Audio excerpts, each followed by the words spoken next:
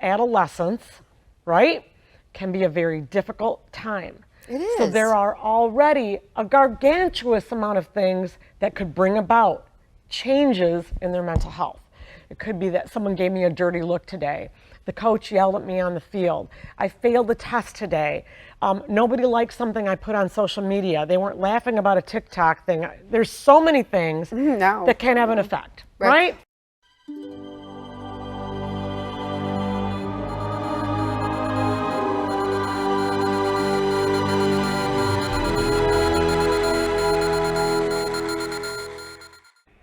The opinions expressed in the following program are those of the producer and not necessarily those of WKTV Community Media.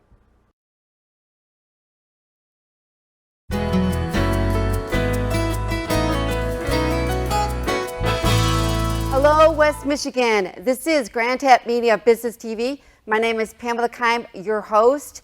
The spirit of the show is to introduce West Michigan to all the businesses, nonprofits, individuals that can help us thrive in our lives.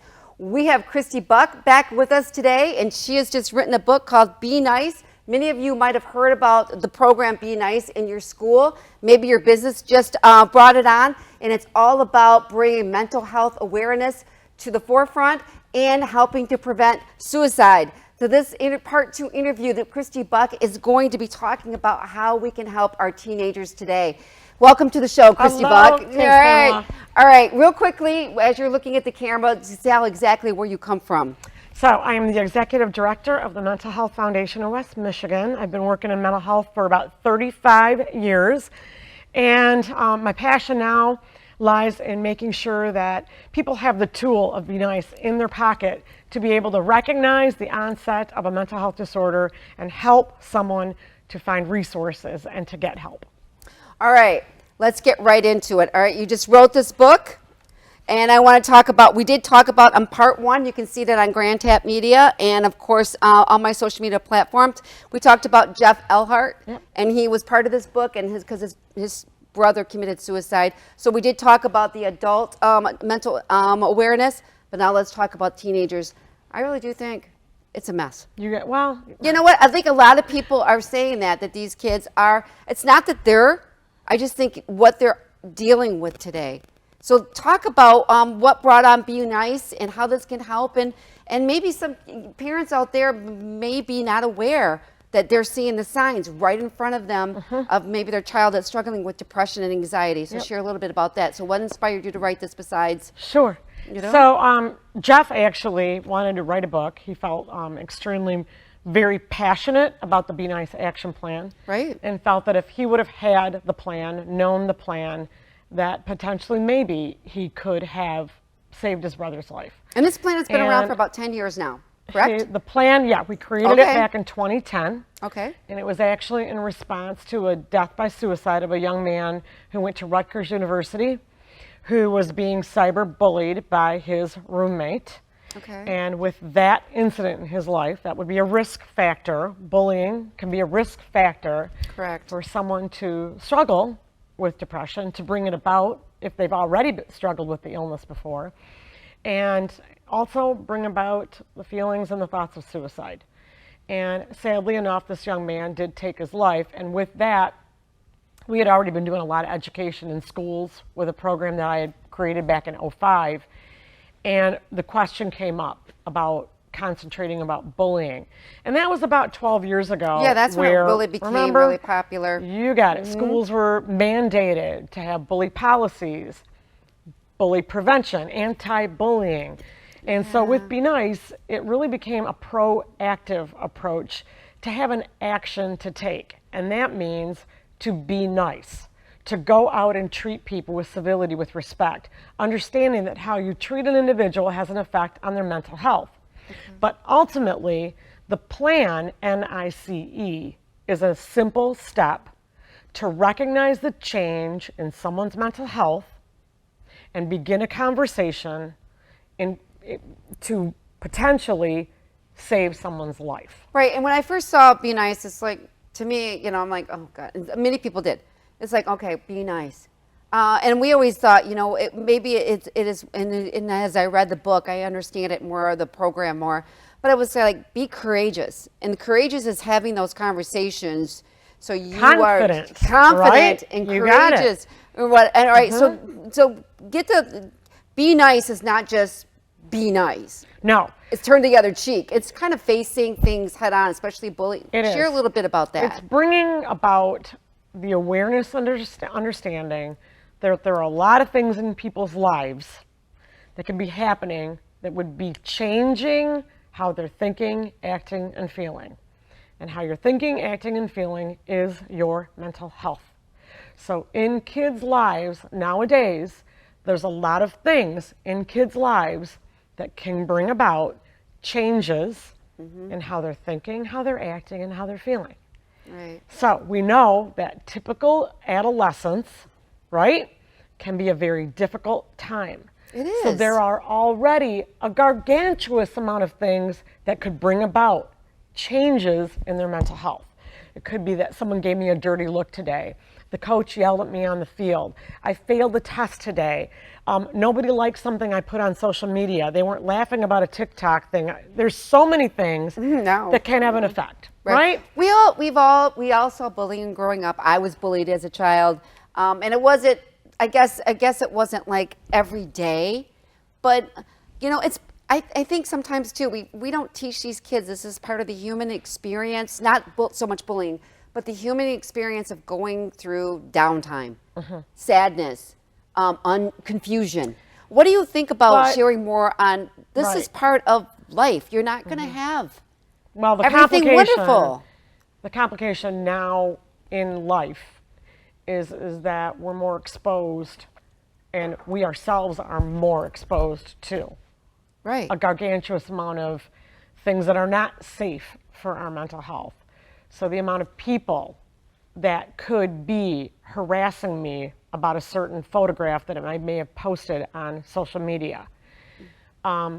Everybody putting pressure on each other to have as many AP classes as you can have. All of these things that now our kids are facing that potentially parents were not facing as much. So our kids are exposed to many more complicated things in their lives than what we, myself, you, even parents in their 40s, 50s, 30s. Yeah. All right? So one of the biggest things that our kids have in their possession, a lot of people, that would be electronic devices that give me the potential to be exposed to way too much information than my brain can handle, to process, to comprehend, to understand. And then on top of it all, the brain develops. The part of the brain that doesn't develop as quickly is the part of the brain that controls impulsivity. Therefore, our kids can take these things that are happening in my life and think that there's no way out of the situation. Right. Nobody will ever like me.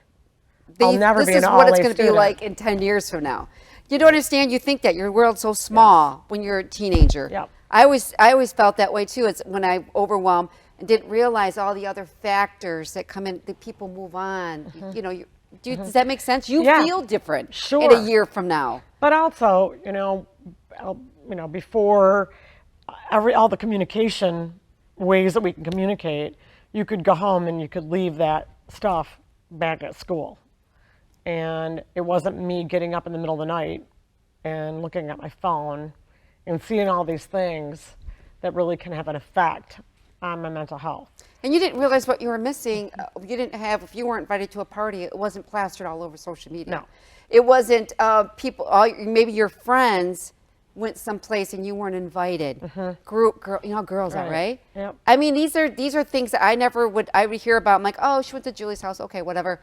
Now it's right in your face. Right. What do you think about that, what these kids are watching? That's huge. You know? And they're also exposed to the latest thing. Next week it'll be something else, but there's a lot of misinformation out there about mental health. So you have people that think because they have a lived experience, possibly maybe with anxiety disorder, whatever, that they can go out and be an educator on TikTok and be a person that's going to be telling another person, this is how I felt, bump, bump, bump. And then suddenly this person, well, that must be what I have. I must have that illness. Right. So these things are the things that a lot of times parents don't know that their kids are exposed to this. Even if we tell our kids or don't even allow them to have a device, an electronic device, the information is still out there. Other friends share Forever. this information. Yeah. Forever. Yeah. I mean, I think kids are having to make decisions that affect them long term. I don't think anybody cared. That's not that they didn't care when I was growing up, but they figured I was 15, 14. You'll think differently. That's how we were told. And now these kids are being validated by their feelings, saying, "Oh yeah," and not realizing in 6 weeks, you're like, "Oh, that was so." My daughter wanted to get married at Craig's Cruiser when she was 19. Right. Do you think she wants that today? We laugh about it now, but those are the silly things. When she was 16, I was 16. I want to get married at Craig's Cruiser. I want it to be fun. I want whatever. And I joke around, should we have it if you get married, should we have it? No. But did you know what I mean? Yes. I mean, you think about that. Yeah. How So, is that? yeah. How are parents supposed to deal with this? Well, and I'm going to pop back over to mental health. Yeah. And that is really taking and gauging what is my child like typically. And when I'm noticing changes in how my child typically is.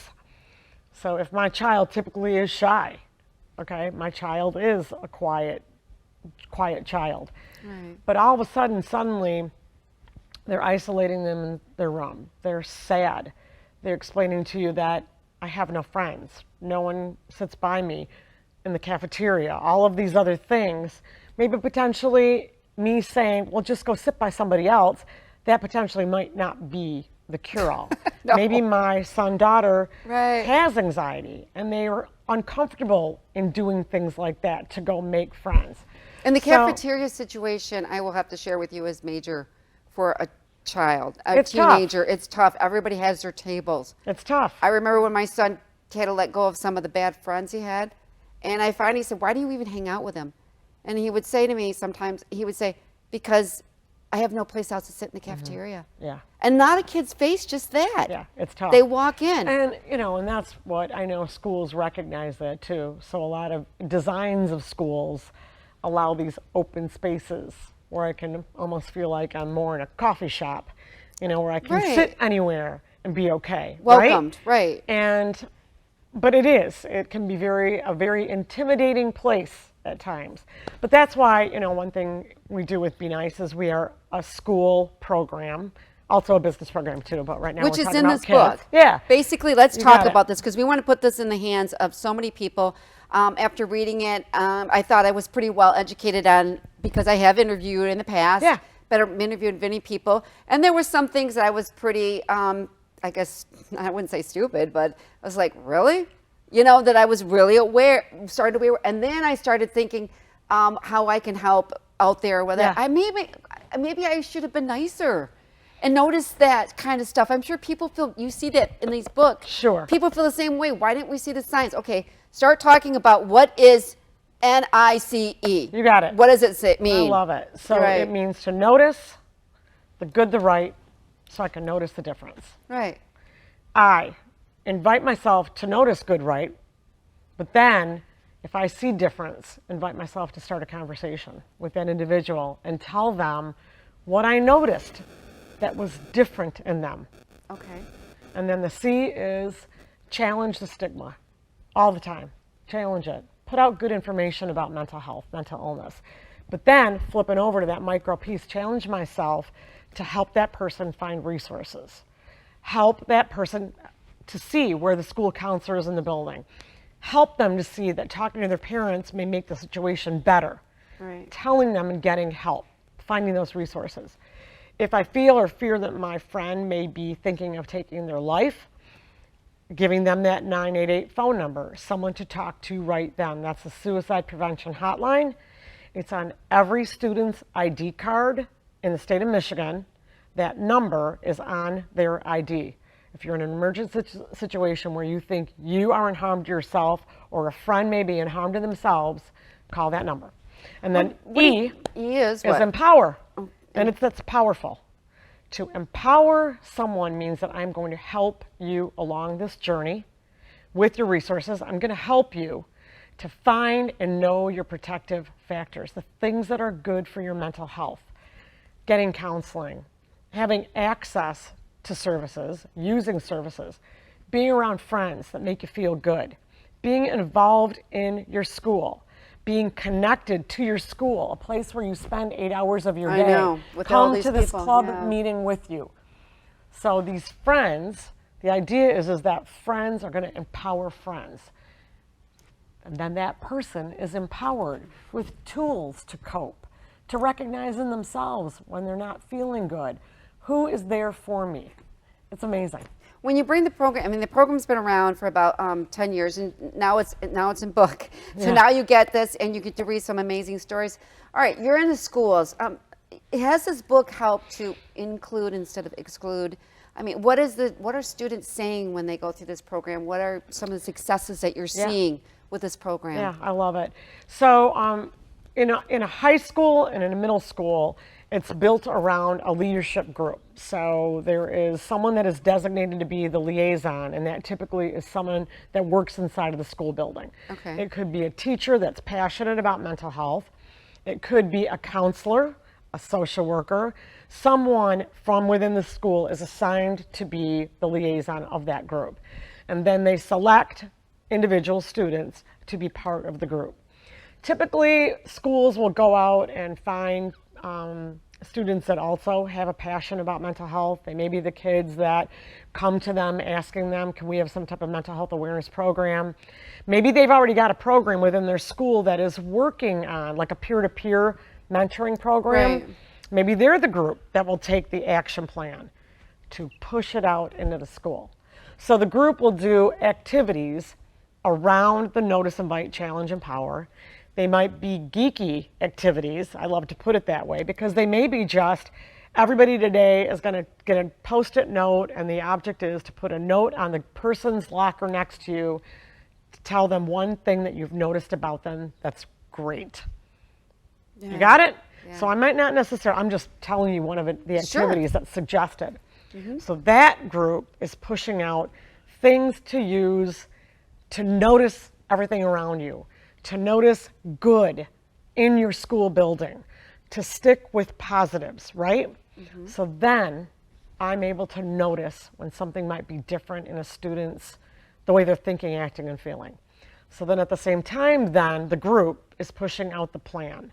So they might put posters up around the building that might have notice changes in yourself. Are you more anxious recently? Are you sad more often, crying? Do you know who your counselor is in this building? And the poster may have it on it. A to D, you go see Mrs. Keim. E to G, go see Mr. Buck. Whatever. Right. So your posters, this group is pushing out information where the resources are in our school to get help and assistance if I'm feeling that way. Yeah, and what about like how are parents coming to you? And I guess you've had these conversations of how to bring this to the dinner table to talk about it, because I just met somebody before the interview. I was sharing with you that her friend's child committed suicide, and one of the questions she asked me to ask you is do people even say don't do that? You know, I mean, it's simple. And I know it seems simple, but she said that the mom's like, we never talked about suicide. Not to do it when you feel that way, but do you know what I'm saying? Yeah. It seems so simple, but you're like, oh, that seems stupid. But it made her think. It is important that when there's suicide in your school, when there's a suicide even in another school where you heard about this, all right, or whether it was a media personality, it's important to have discussions. One, that person, I can't imagine how they must have felt, because we have no idea that they took their life.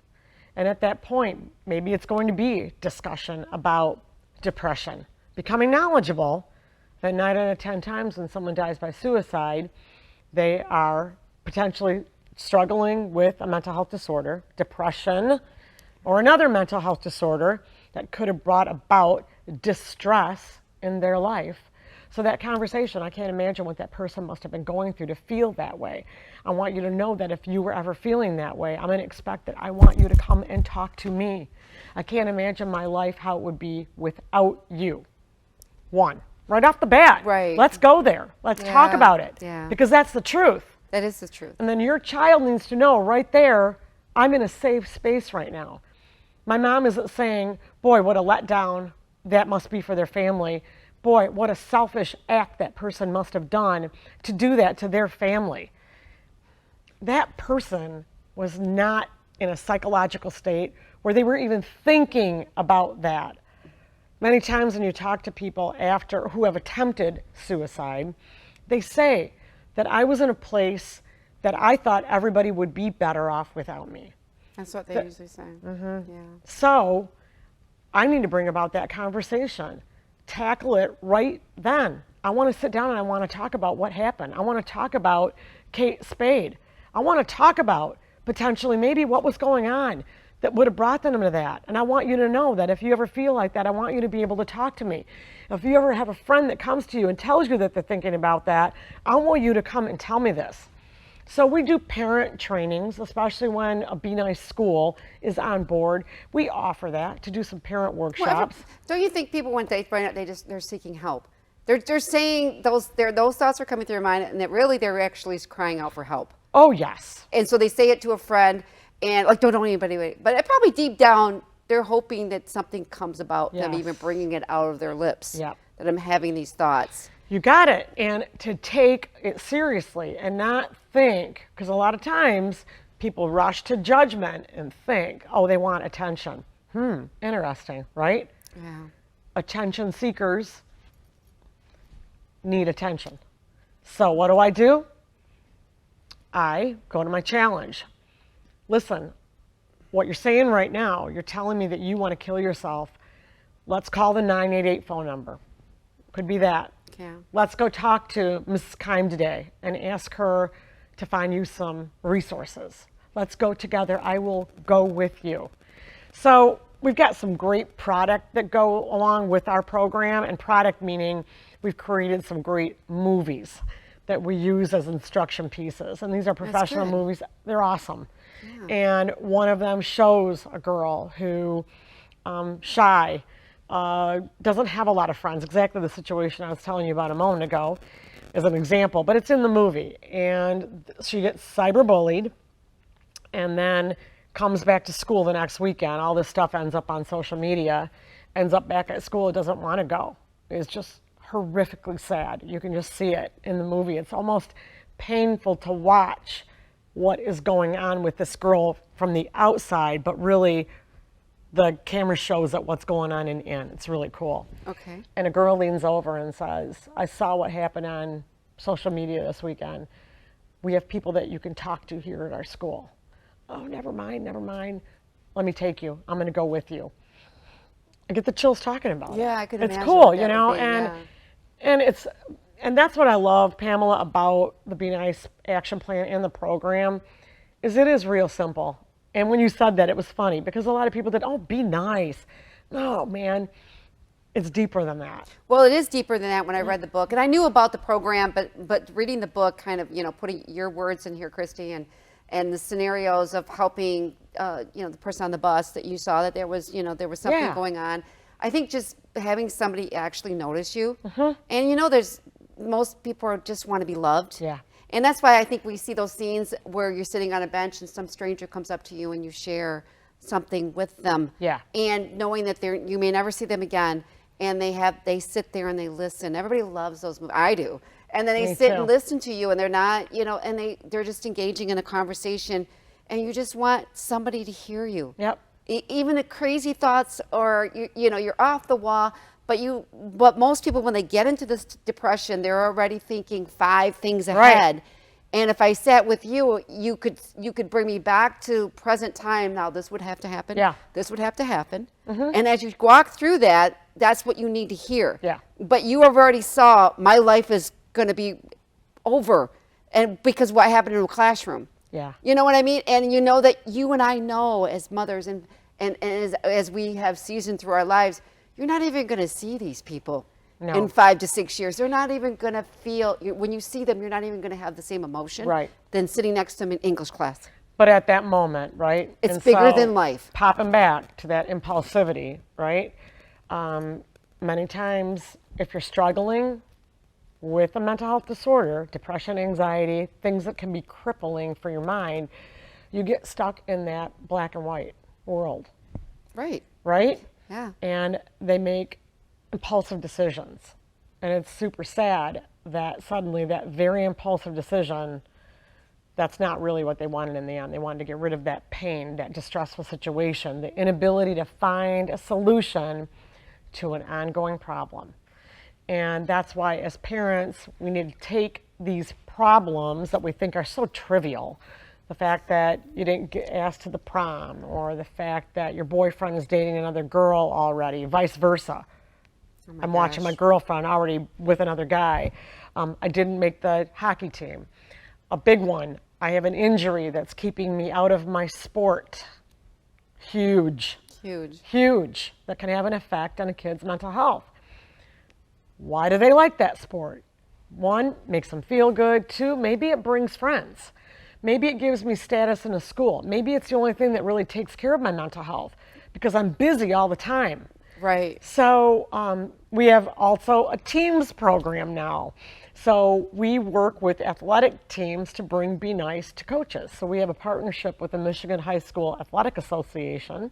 Great. Yeah, it's cool. We are the training module. Okay. Be Nice, Notice, Nice. Invite, Challenge, Empower. Okay. And every coach in the state of Michigan over the past 4 years has learned the plan. Okay. So what we did last year, though, because we knew, all right, now they know the plan. Let's have the coaches now, let's bring it to their teams, the students, because those students, they know what's going on in the team, Right. right? Kids know a lot. They yeah. know the kid that's out with an injury. Yeah. They know him. They know what's typical, the good, the right? Yeah. And all of a sudden they're noticing, wow, he doesn't sit with us anymore. And in our movie, this great movie, there's another vignette about a basketball player who has an injury that kept him out all season. Gone is that hope and dream that he was going to be able to play college basketball. Gone are all his friends that were rooting for him on the side, right? That popularity that he had. It's hard. Yeah. And he was struggling. Yeah. Well, even people that, like we've all seen, that you thought they were wonderful, and you share a lot about in the book, that they didn't, it's kind of the quiet that just kind of goes through life, and nobody thinks they don't have any problems. I know. And then out of the blue, I'm sure that Kate Spade, I'm sure many of their friends are, why didn't we were aware of that? But kids are aware, and I think they just want to feel like they belong, and they feel like they loved, and I think the Be Nice is a great opportunity to teach neighborly love, friendship love, as opposed to all we talk about is romantic love, which is can be disappointing when you're in high school, right? You know got it. that? But teaching how to love your neighbor and noticing. And also those, well, when you said a moment ago, those crazy thoughts that, you know what, maybe I'm not the only person that is thinking this way. I'm not alone. Let's have the opportunity to have good conversations with each other. All right, so what would you like people to get out, besides the 4 steps of how to do that? Obviously, if you want to read the book, Yes. you can order the book online, and that is on be.nice.org. And in addition, take the pledge at be.nice.org. Click on, this is not money exchange, but it's learning the 4 steps of the action plan. Notice, invite, challenge, and empower. Right, and then besides that, I mean, it's just bringing mental health conversations to your dinner table. Exactly. You would highly recommend starting it from there. But this book can help you have those conversations, and I found it very, very, very informative. And I think I guess try to get rid of the stigma that we all experience with mental health. And you want people to be healthy, but there is okay to say, I'm just not having a good year. Exactly. A good day. a good week. Good week. Let's a talk good about year. Get Christy's book, Be Nice. Like she said, go to her website, the Mental Health Foundation of West Michigan. And any place else? You may be able to find that? We are How do they get in the hands of schools? An ebook. Okay. So more information on that is on our website also. Okay, great. We want to thank Christy Buck for being here today. Yay, thank you, my you. dear. We're talking mental health. I'm sure we'll have you back. We look forward to getting the stigma out of mental health. And I really think the more people we can help, the more lives we can save. Let's do it. How's that do that? Love All it. right, this is Pamela Keim from Grand Tap Media. We will catch you next time. Take care, everyone.